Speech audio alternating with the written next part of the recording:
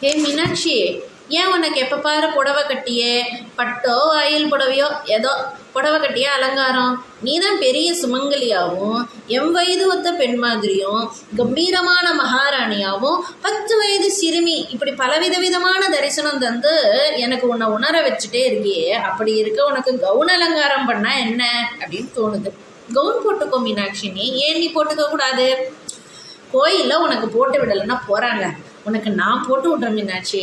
நவாப்பழ கலரில் தங்க நூல் வச்சு கட்டங்கட்டமாக போட்டு, பட்டு துணியில் பஞ்சு மிட்டாய் ரோஸ் கலரில் அகலமான பார்டர் போட்டு, அந்த பார்டர் பூராவும் மயில் பொம்மை போட்ட துணியில் ஃப்ரில் வச்சு பஃப் கை வச்சு திச்ச கவுனை போட்டு விடுற உனக்கு இங்கே வா. கழுத்தில் முத்து மாலை, பாண்டிய நாடு முத்துடைத்து. உனக்கு முத்து மாலை இல்லாமையா?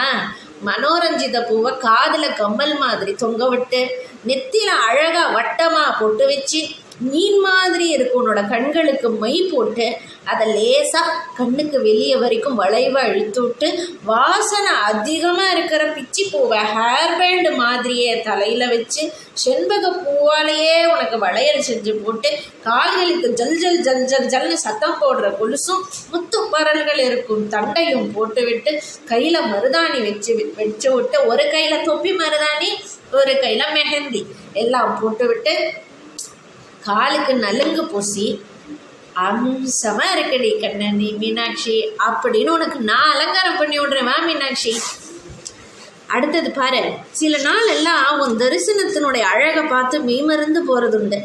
சமயத்தில் தோணும், எங்கேயாவது திருஷ்டி பட்டு இருக்கா உனக்கு அப்படின்னு. ஏன்னா இவ்வளவு நிறைவில் கரும்புள்ளியை தேடும் மட்டமான குணம் எனக்கு இல்லை, அதனால் கேட்கல. ஐயோ, என் கண்மணி மீனாட்சிக்கு திருஷ்டி பட்டுடக்கூடாதே அப்படின்னு ஒரு இதில் தான் பல்லாண்டு வாழணும் நீ அப்படிங்கிறதுக்காக தான் உனக்கு நானே அக்கு மாதிரி இங்கே வைப்பாங்களே அந்த மாதிரி உனக்கு நான் திருஷ்டி போட்டு வச்சு விட்றேன். என் கண்ணம்மா, உன் உதடுகளுக்கு கீழே நான் திருஷ்டி போட்டு அழகாக வச்சு விட்றேன். நீ ஏன் ஒரு கிளி மாதிரி இருக்கியே? இப்போ பாரதியார் பாடின பாட்டு ஒன்று எனக்கு ஞாபகத்துக்கு வருது. சின்னஞ்சிற கிளியே கண்ணம்மா செல்வ களஞ்சியமே, என்னை களி தீர்த்தே உலகிலேற்றம் புரிய வந்தாய். சின்னஞ்சிற கிளியே பிள்ளை கனியாமுதே கண்ணம்மா பேசும் பொற்சித்திரமே, அள்ளி அனைத்திடவே முன்னாடி வரும் சின்னஞ்சிறு கிளியே. ஓடி வருகையிலே கண்ணம்மா முளம் குளிருதடியே, ஆடி திரிதல் கண்டால் உனை போய் ஆவி தழுவுதடி, உச்சி தனை முகர்ந்தால் கருவம் ஓங்கி வளருதடி, மெச்சி உனை ஊரார் புகழ்ந்தால் மேனி சிலிர்க்குதடி, கண்ணத்தில் முத்தமிட்டால் உலம்தான் கல்வேறி கொள்ளோதடி, உன்னை தழுவிடில்லோ என் உள்ளம் உன் வத்தமாகுதடி, உன் கண்ணில் நீர் வழிந்தால்